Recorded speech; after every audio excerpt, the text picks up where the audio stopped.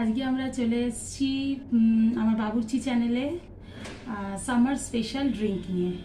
প্রচণ্ড গরম, তাই রিফ্রেশিংয়ের জন্য সুন্দর সুন্দর ড্রিঙ্কস আমরা এই দিকটাতে বানাবো, সব সামার স্পেশাল। তাহলে শুরু করি আমাদের সামার স্পেশাল ড্রিঙ্ক। আজকে আমরা আম পানা দিয়ে শুরু করছি। আমি আর আমার ছেলে দুজনে মিলে বানাবো।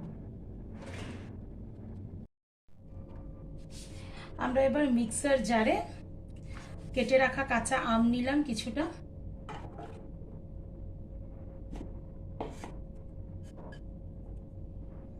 এরপরে আমরা নিচ্ছি, এখানে আছে একটু সামান্য গোলমরিচ, চাট মশলা, সামান্য জিরে গুঁড়ো পেট ঠান্ডা করে, আর আমরা বিট নুন নিয়েছি। চিনির বদলে আমরা ইউজ করছি এখানে মিছরি, তাল মিছরি, যেটা আপনাদের অ্যাভেলেবেল হবে সেটা নিয়ে নেবেন। এগুলো সব একবারে আমরা মিক্সচার জারে দিয়ে দিচ্ছি।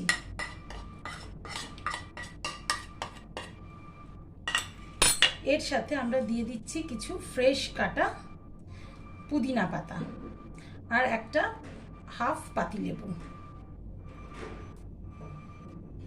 পাতিলেবুটা টকের জন্য নয়, পাতিলেবুটা দিলে একটা রিফ্রেশ ব্যাপার আসে, সেই কারণে দেওয়া।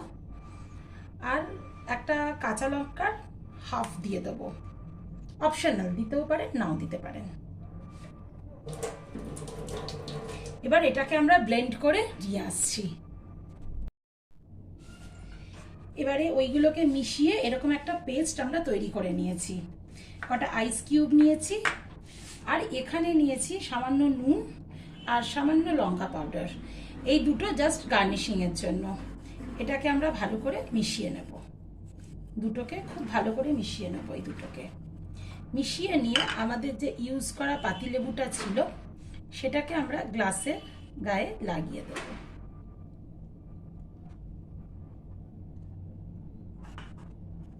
জাস্ট এটা দেখতে ভালো লাগবে, এটা অপশনাল, আপনারা করতেও পারেন নাও করতে পারেন, কোনো অসুবিধা নেই। জাস্ট একটা ডেকোরেশন, দেখতে ভালো লাগবে।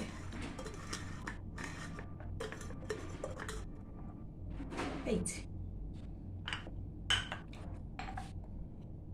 এবারে আমাদের বানানো যে মিক্সচারটা সেটা আমরা মোটামুটি দিয়ে দেবো 3 চামচ মতন দিয়ে দেবো, একটু বেশিও দেওয়া যেতে পারে। এর সাথে মিশিয়ে দেবো কিছুটা জল,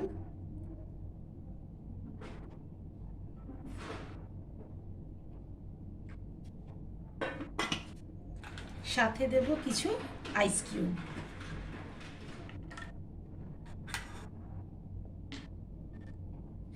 আর একটা পুদিনা পাতা রেখেছিলাম জাস্ট ফর গার্নিশিং।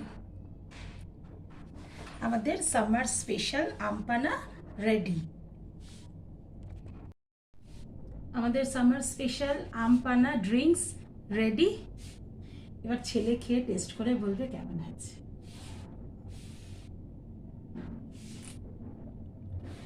অসাধারণ, এরকম আম পান্না আমি আজ অব্দি খাইনি। তাহলে তোমরা সবাই ট্রাই করে দেখো, হয়তো অনেকেই জানে, কিন্তু আর যদি কেউ অন্য রকম ভাবে বানাও আমপানা বাড়িতে, তাহলে আমাদের কমেন্ট করে জানিও তোমরা কিভাবে বানিয়ে খাও, আর এটাকে একবার ট্রাই করে দেখো। চলো টাটা।